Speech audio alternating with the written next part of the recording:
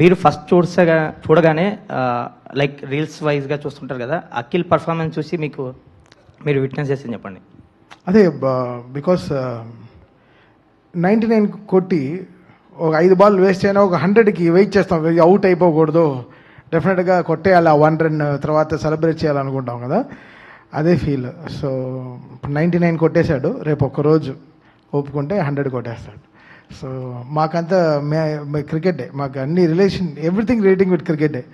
స్టూడియోలో కూడా అన్ని అంత క్రికెట్ జోన్లోనే ఉంటాం, అంత కంపారిజన్ విత్ క్రికెటే ఉంటుంది కాబట్టి.